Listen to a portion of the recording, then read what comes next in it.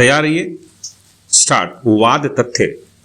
अभियोजन का मामला है कि दिनांक 14/5/2004 को अपीलार्थी ने एक व्यक्ति मृतक पर उस समय एक आयरन लॉकिंग प्लेट से आक्रमण किया जब वह प्रातःकाल 6 बजे अपने स्टोर दुकान पर कार्य कर रहा था, जिसने अपीलार्थी को न तो कोई प्रकोपन दिया था और न ही उन दोनों के बीच कोई कहासुनी हुई थी। घटना के बाद अपीलार्थी ने भागने का प्रयास नहीं किया और घटना स्थल के आसपास ही टहलता रहा या बैठा रहा।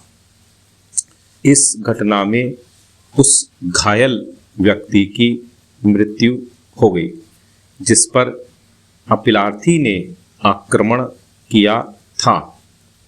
अपीलार्थी एसिड पेप्टिक डिजीज और माइल्ड हाइपरटेंशन का मरीज था और उसे दिनांक 17/11/2003 से 20/11/2003 के बीच उपचार के दौरान थियोरिली नामक दवाई दी गई थी, जो प्रायः सिजोफ्रेनिया की बीमारी में दी जाती है। अपीलार्थी को भारतीय दंड संहिता की धारा 302 के अंतर्गत अभियोजित किया गया। अभियोजन के दौरान अपीलार्थी की ओर से दंड प्रक्रिया संहिता की धारा 329 के अंतर्गत आवेदन किया गया। जब अपीलार्थी की जमानत पर विचार किया जा रहा था, तब न्यायालय ने अनुभव किया अपीलार्थी यह नहीं समझ पा रहा है कि क्या कार्यवाही चल रही है।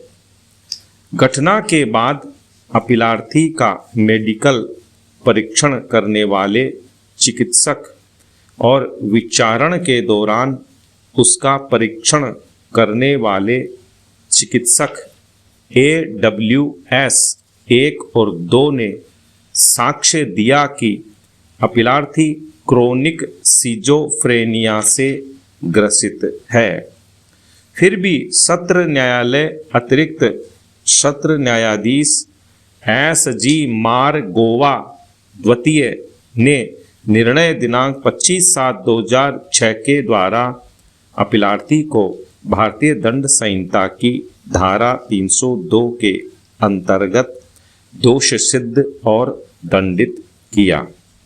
मुंबई उच्च न्यायालय की गोवा पीठ की खंडपीठ ने भी आक्षेपित निर्णय दिनांक 2/6/2008 के द्वारा सत्र न्यायालय के निर्णय की पुष्टि करते हुए अपीलार्थी की अपील निरस्त कर दी।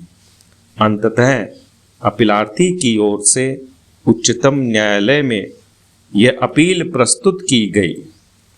उच्चतम न्यायालय के समक्ष अपील मामले की मेरिट पर नहीं अपितु इस आधार पर की गई कि उसकी अपील को भारतीय दंड संहिता की धारा 84 के परिप्रेक्ष्य में विनिश्चित किया जाए। तदनुसार उच्चतम न्यायालय के समक्ष मुख्य विचारणीय प्रश्न था कि क्या सिजोफ्रेनिया एक ऐसी बीमारी है जिसके आधार पर अपीलार्थी को भारतीय दंड संहिता की धारा 84 में कथित साधारण अपवाद का लाभ प्रदान किया जा सकता है। निर्णय 1।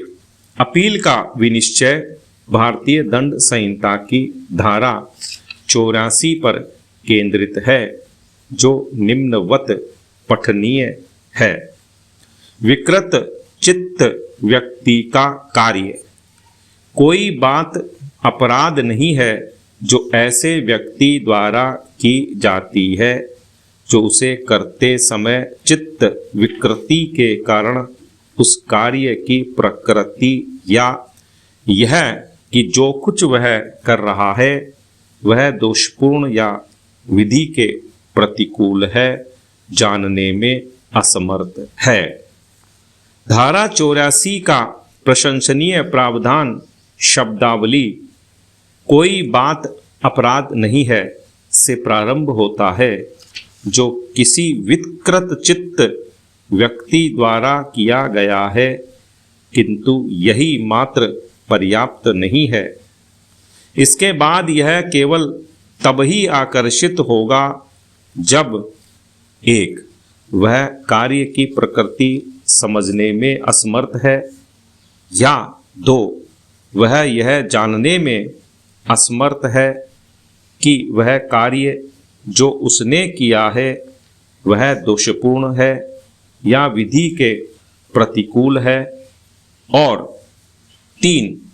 ऐसी विकृत चित्तता उस समय विद्यमान थी जब अपराध किया गया। धारा 84 का यह प्रावधान एक विकृत चित्त व्यक्ति के कृत्य के बारे में कथन करता है। परीक्षण एक प्रज्ञावान व्यक्ति के विचार बिंदु से होता है, इसलिए केवल एक मेडिकल पागलपन को मस्तिष्क की विकृतता होना नहीं कहा जा सकता है। धारा 84 को आकर्षित होने के लिए परीक्षण एक विधिक पागलपन का होना चाहिए। विराम।